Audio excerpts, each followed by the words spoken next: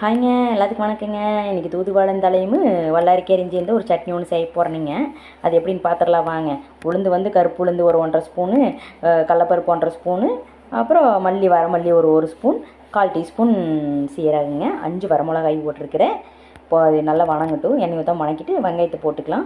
வெங்காயம் சின்ன வெங்காயம் தான் போட்டுருக்கிறேன் நான். 1/4 தக்காளி, நீங்கள் பெரிய வெங்காயம் வேணுனாலும் நீங்கள் போட்டுக்கலாம். ஓகேங்களா. எண்ணெய் ஊற்றிக்கலாம். தேங்காய் எண்ணெய் ஊற்றிருக்கிறேன். 4 பல் பூண்டுங்க, அப்புறம் வல்லாரக்கீரை போட்டு தூதுவளந்தலையும் போட்டுக்கலாங்க.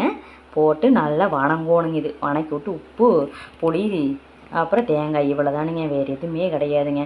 ஆனால் டேஸ்ட்டு ரொம்ப அருமையாக இருக்குங்க. இந்த பொடுசுகள்லாம் வந்து எப்போ தான் நம்ம ரசம் தான் வைப்போம், தூதுவளையில எல்லாம் வேண்டான்னு சொல்லும். ஆனால் சட்னி செஞ்சிங்கன்னா எல்லாருமே சாப்பிடுவாங்க. காலி ஆயிருங்க சீக்கிரம். புளி வந்து ஒரு இதுங்க, சின்ன சைஸ் புளி தான், ஒரு நெல்லிக்காய் சைஸ் புளி போட்டிருக்கிறேன். தேங்காய் 2 ஸ்பூன் போட்டிருக்கிறேங்க. அவ்வளோதாங்க, ரெடிங்க. வாங்க சாப்பிட.